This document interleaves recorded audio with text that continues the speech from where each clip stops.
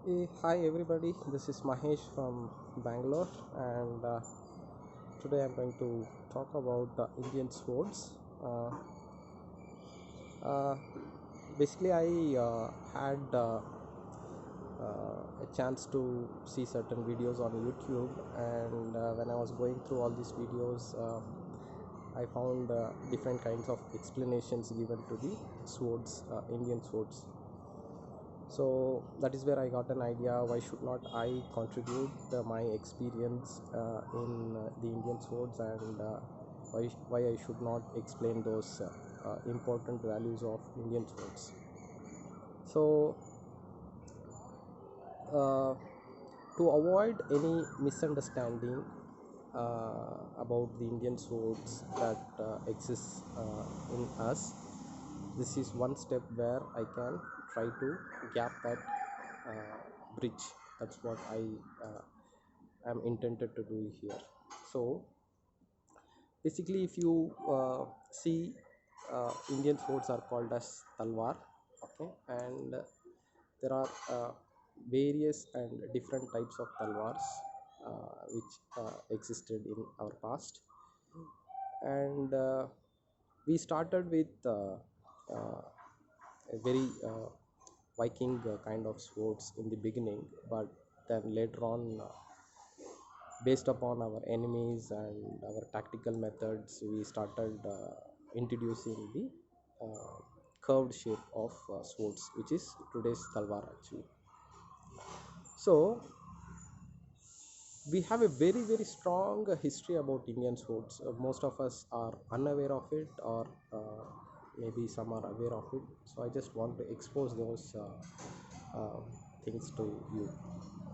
So the very first thing is that everyone thinks that Japanese swords are the most powerful swords among the world contenders, and then they think that the Shamshers of Arabs are very strong, and this is what the world is actually looking actually at. So they haven't looked at Indian swords. That's what I can try to understand by this. So I'm not criticizing either the Japanese sword or the Shamsher blades which are available in Arab countries. So the idea is to give a recognition of our own indigenous swords, how they were made, and how we went through an evolutionary process and we lost our knowledge. That is the most important aspect that I want to talk here about. The very first sword I want to show to you is that, which I have, is that this is the one of the oldest sword which I have in my collection. So this is completely used sword. This no more usable, or it's just for a view purpose actually. If you see here, the sword has the curvature where it has been used to its most extent.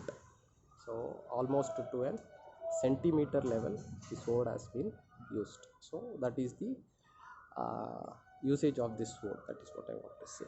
So it's a blunt sword right now, and why I chose this sword is that this is one of the oldest sword which I have. This is a woods sword. Today it is called as woods in Western world, and in India we call this as uruk, or uh, ukku in Kannada. Okay, and southern India was most famous for a metal called as uruk or ukku, which exported to entire world for swords. At the early stage where the Mughals started invading us, they shifted their metals to Damascus, which I'll talk later. But before they invaded us, a lot of traders used to trade these blades to the Arab countries, Persia, Middle East, all these countries, and the kings were very amazed and thrilled with the sword's reliability, that the blades were very good quality and high quality, where one side it is also flexible. If you see, I can do the flex, and also it is very strong actually. So The woods, as its name, has a different kind of metallurgy in it actually. So the process of making woods is not as simple as we think actually. Even the most profound metallurgists in current world have failed in this process actually. So most of them know. But how did Indians, we South Indians, had the technological knowledge of these foods is that the metal were crucible, and it had lot of herbs inside it. We had uh, uh, rice straws which were burnt, and those ashes were used in the crucibles, and we used a lot of alchemical chemicals to process this. So those were one of the important aspects of it. Yes, we would have lost the knowledge, but some of our researchers have come out with a lot of research on woods. You can find those papers available in online. And yes, these were considered to be the most strongest blades available in those days. So, and it has a pattern. I don't know if you can see the pattern. Okay, it is a water kind of pattern which is available in this sword, where uh, it is very minute.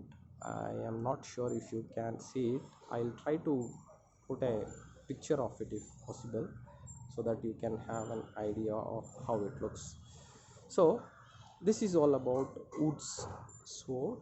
And yes, I have spoken very less about it, but there is a lot of things that I would like to share. This sword has a lot of qualities in it. The way that they have made it, everything is fascinating actually. And we can talk about it days and days actually. So just to give an introduction, I'm making this video. So this is about the wood sword. The second blade that I'm going to choose is the forged blade. Okay, that is the it's called as today it's called as Damascus also. Okay, so if you see, it's completely forged. You can see the patterns, right? So that means it's like, even I can compare it with the Japanese swords. Like, you can see the grains out here, right? uh, small grains, that how many folds were made, and this sword was made into a talwar actually. So you see this, it's a beautiful sword actually. And yes, this is also very much used. Again, I'm saying, I you see almost 2.5 centimeter it has been used. So it's a very old sword. So this is a forged sword. That means the blades are, the metals are folded into many layers, and then they are made into a sword actually. So this is also one of the strongest known swords, and most of, even Japanese are using these kinds of swords today actually. And yes, the forged swords are today available all over the world, and most of the countries, as it is very easy, they are capable of making it, but not the woods sword. So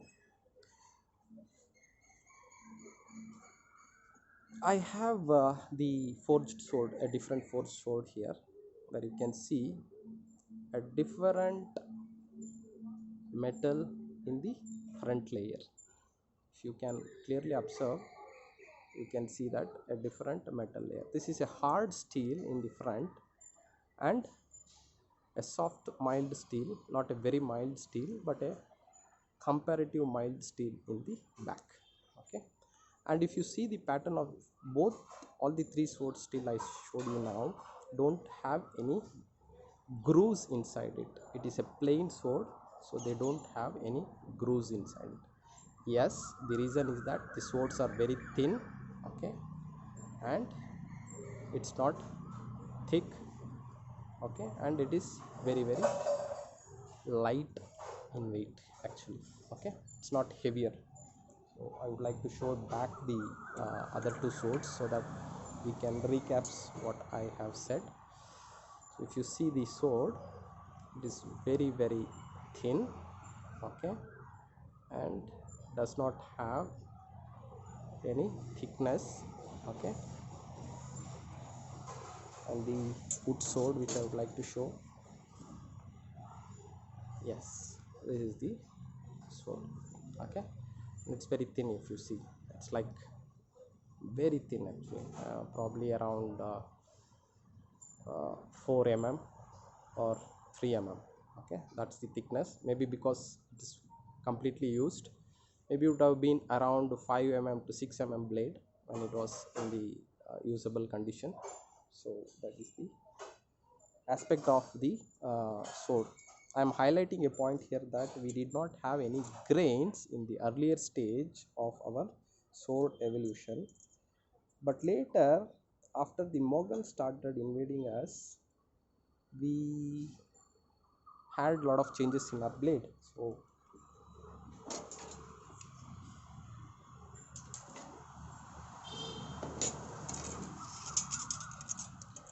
So what are those changes I would like to share to you is that this is the same talwar, okay. Again, this is a low quality metal, it's not a very high quality metal, so I cannot say anything more about it. It's just a sword, a very old sword.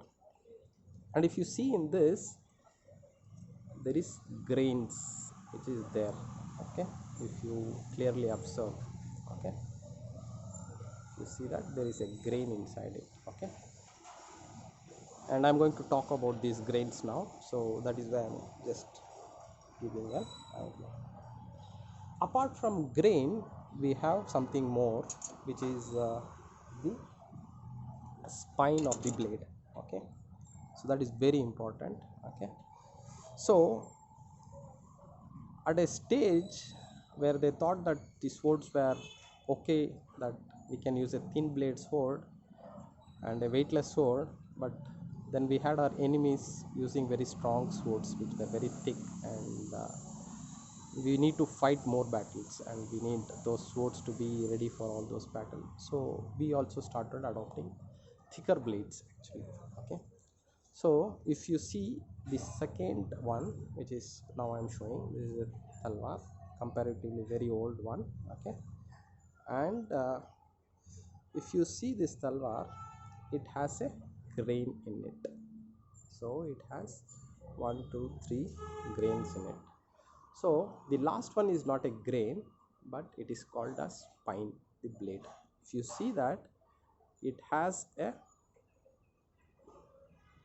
flattening over the edge. That means they wanted to make the spine stronger and resist more power, so they made this. The second aspect is the grooves actually, okay. I will come to those points, okay.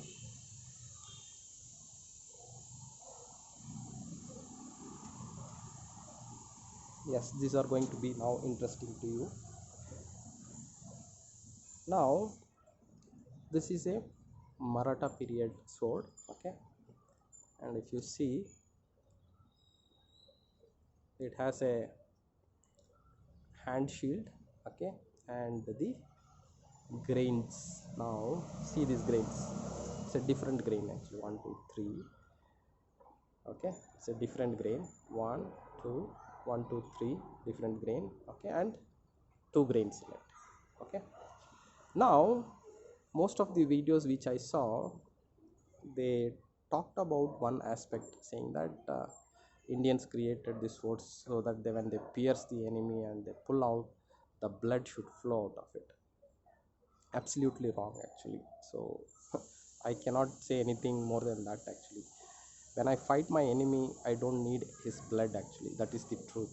I don't need to bleed, bleeded with blood, and I don't need the stickiness of the blood on my face or my hands actually. So I need to avoid the blood as much as possible and try to neutralize my enemy. That is the intention behind the ancient warrior techniques actually. Okay, I will later on explain all those things. But here the grooves were made so that the blade thickness reduces actually. Okay, and the blade becomes lighter. That is the point. So if you see a good condition sword or a very old sword again, which is the patta sword, that is firangi, which is called as firangi in ancient days. Okay, this is a Maratha sword. Okay, and it is very long sword. Okay, and it has the grains in it. Okay, complete. If you see this, yes, now you can see why I am saying this is that this is a sword which is not used much, but you can see its quality intact, why it was made, how it was made. And you see the thickness now, it's almost like 8 thickness. Okay, so if 8 blade is almost like around a meter, and longer than that, it will be very very heavy to use in the battlegrounds. So they tried to reduce the weight of the metal by giving a grain and also keeping its metal strength intact. So when you give a grain like this, the strength also lies there, and it gives the power of the sword intact. And if you see here, they would have definitely left around 1.25 centimeter of blade in the front without grain. So that is the most important part. So if you look very closely, it look like a V, and the blade is very very sharp at that point of edge. Okay, so there is a lot of things I should talk about the swords. Swords have hilt, spine, okay, and edge, and spine edge, and the tip. So all these things have to be discussed, but I just wanted to tell those friends who have made those videos on YouTube for saying that to spill the enemy's blood on the sword this was created. That is totally wrong. So this was the message that I wanted to give. Also the message that Indian swords were considered to be the highest quality swords in the world. So we have to understand this point, that we were highly advanced in ancient days. And remember one thing, by law, by countries uh, rulers, this is going to make difference how our heritage is going to lie. Okay, if we don't keep this heritage alive, tomorrow the books will talk about some other country, and they will talk their own aspects of their swords and importance of it. But our childrens might think that, oh, they were good, maybe we were not good. Are we going to give such a gap in our history? That is my question. So as an weapons expert, Indian martial arts weapons expert, and martial arts expert, I know the importance of our ancient weapons, and that is why I had a keen interest to learn this art, to keep that knowledge alive. Even though we are not using it, it is very important as a record of history for us to keep these things alive. If I won't speak, or if I won't expose these things to the world, maybe there is no one going to expose it. Or if someone else like me, who is having a much more knowledge, is going to keep this knowledge inside him and keeping quiet, will definitely going to eradicate our ancient history. So that is the point, as we have already lost the knowledge of the ukku or urukku metal processing. So I definitely believe that there will be a person somewhere in the corner of our subcontinent where he will be having the knowledge still in his hands. Like me, I have the knowledge of how to use the weapons, how they were used in ancient days, how these weapons were handled in different aspects, why those weapons have different structure. All those things I have the knowledge. So someone like that, if he knows about the metallurgy of how to make the woods, then we can recover our past. That is what is my understanding. So we have to showcase our history to the world.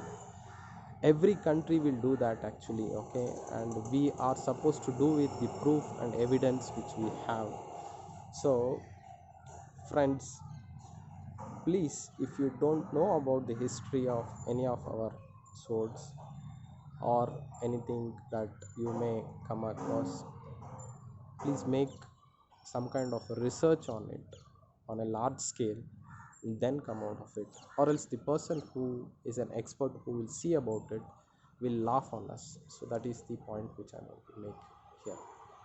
So once again, I'm happy to meet you uh, after the gap of few videos, but I will try myself to post you certain things which I would like to share with you about the ancient Indian warrior methods, including physical exercises and the techniques which they adopted, used. So I have a lot to talk about the swords, but still, uh, time constraint is pulling me down. Okay, and it is already a long video now. So thank you. I will meet you once again in another video.